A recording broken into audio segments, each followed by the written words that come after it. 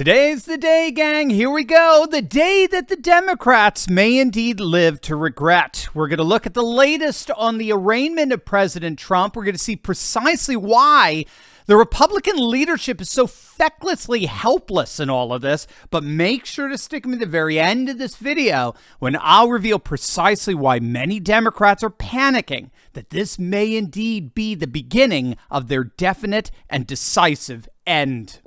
President Trump is scheduled to turn himself in to what many perceive to be a blatantly corrupt Manhattan District Attorney's office for his arraignment at 2:15 p.m. Eastern Time today. It's being reported that he will most likely use a side entrance to the courthouse that's not accessible to the public. Remember, we reported yesterday that CNN was panicking over the most likely effect of widely distributed photos of Trump's mugshot and videos of him in handcuffs. They literally feared that Trump would be turned into a martyr as a result of that.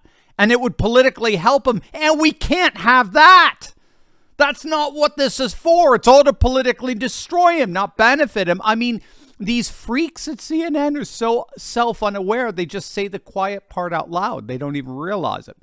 The arraignment is expected to take between 15 to 30 minutes. Apparently, there will be no cameras allowed in the courtroom, and Trump will then fly back to Florida, where he's scheduled to deliver remarks to the nation later on this evening. Now, as all of this officially begins, I want to remind all of you out there something called the Stockdale Principle. It's a principle that guides this channel. It's one of the reasons why you're a subscriber. Make sure to smack that bell and subscribe button.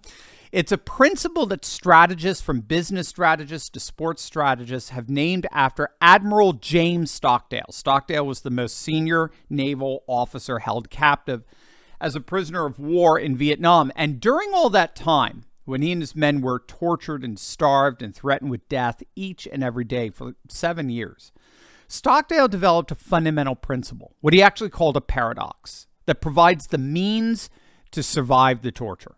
And what Stockdale pointed out was this. There were two types of people that didn't survive the POW camps. On the one hand, you had naive optimists. These were the prisoners who kept saying, we'll be out by Christmas, and then we'll be out by Easter. And then, all right, well, don't worry, we'll be out by the summer.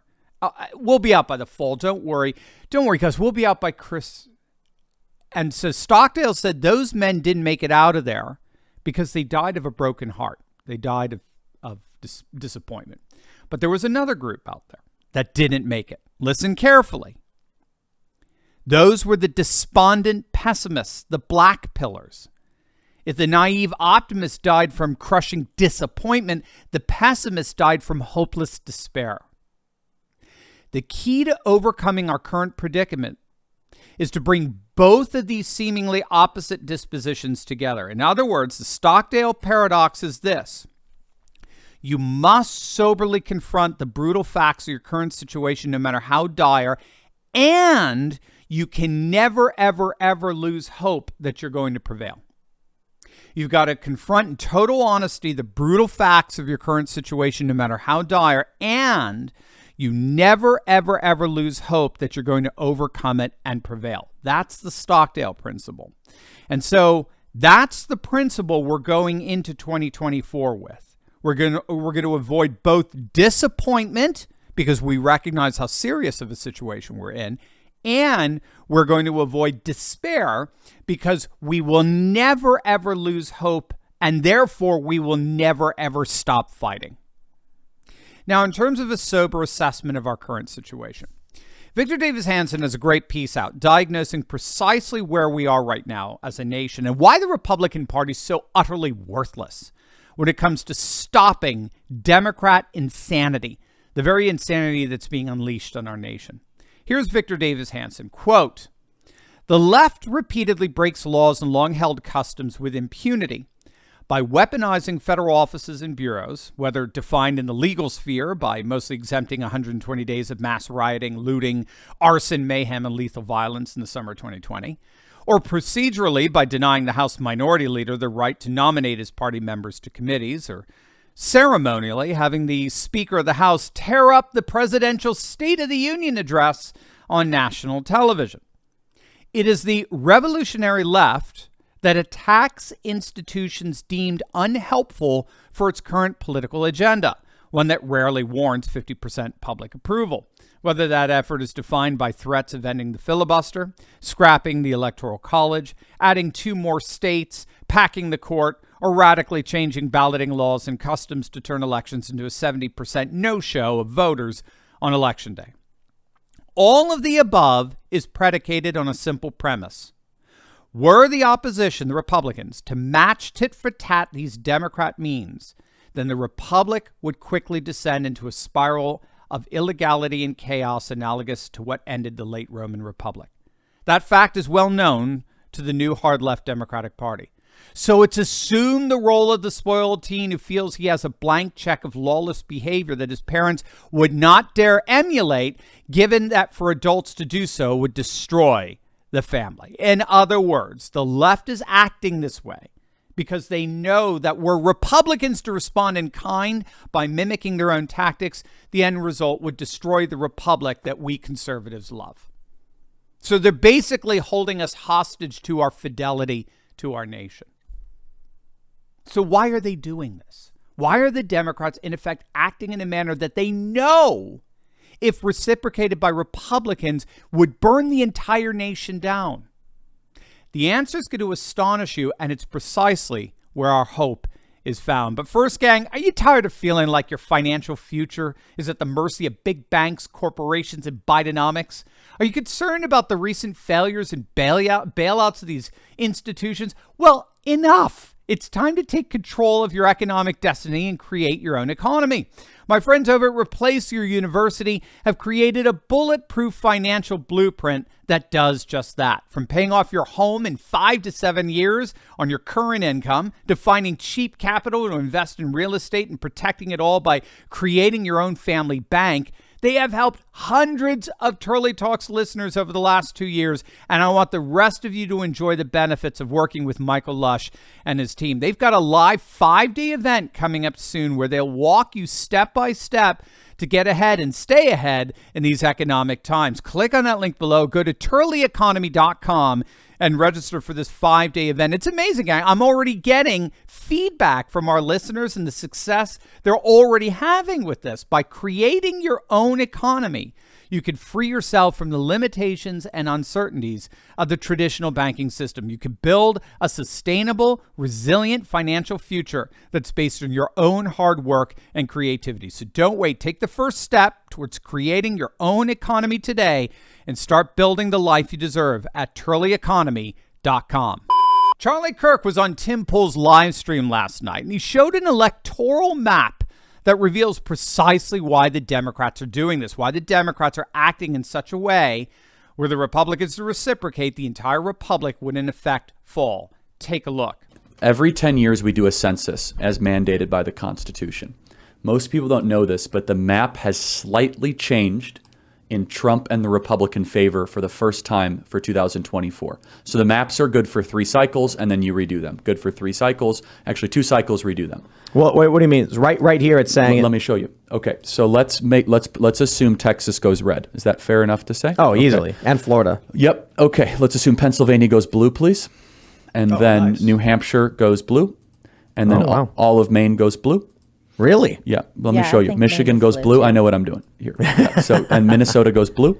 And Minnesota goes blue. And then Nevada goes blue. And Nevada goes blue. Iowa goes red. Iowa goes and Ohio goes red. And Ohio goes and North Carolina goes red. And that's okay. So what you have right here is why they fear Trump. All Trump has to do is win Arizona, Georgia, and Wisconsin, and he's the president of the United States. 3 states he won in 2016, 3 states that receive Zuckerberg money, 3 states that have elected statewide Republicans, and 3 states that have more 2 states that have more Republicans registered than Democrats in Georgia and Arizona, and 1 state that's 50-50. This is why the Democrats are indicting Trump. The map has changed. This was not the map in 20 is what I'm telling you. It's are we going to say map.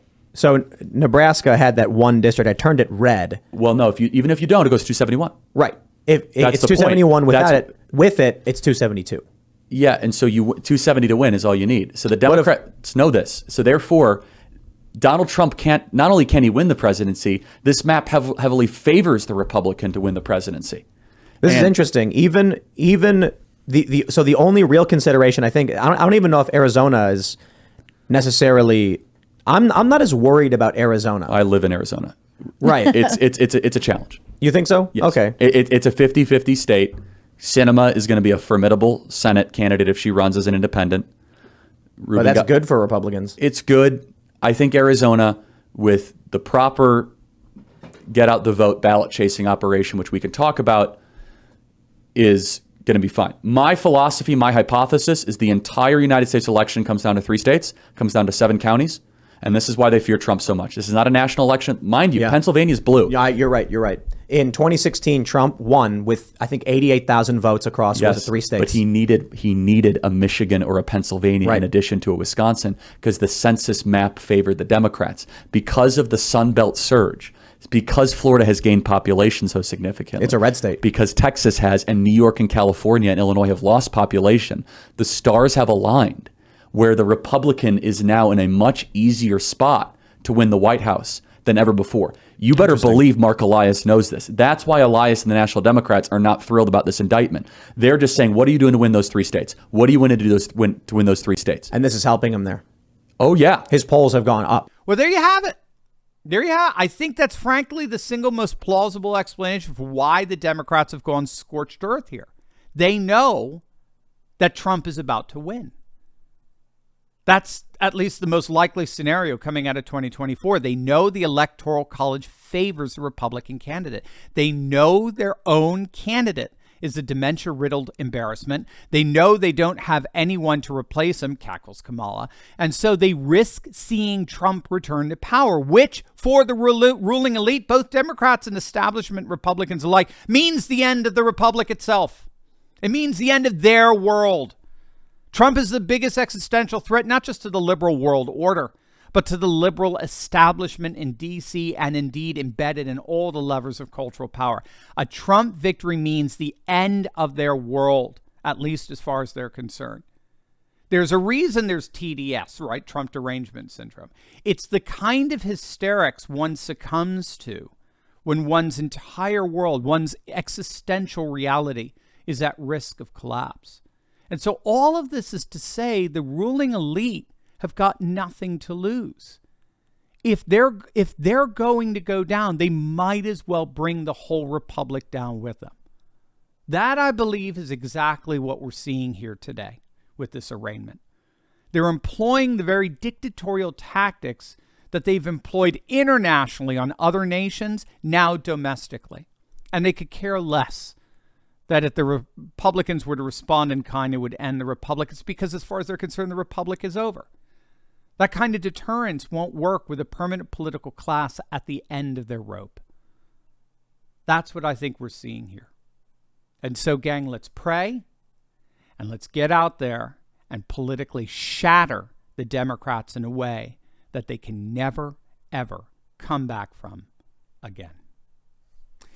As always, make sure to smack that bell and subscribe button. You'll definitely want to check out my latest video on the liberal media going hysterical over the far right taking over the MMA. You're going to absolutely love this. So make sure to click on the link and I'll see you over there. God bless.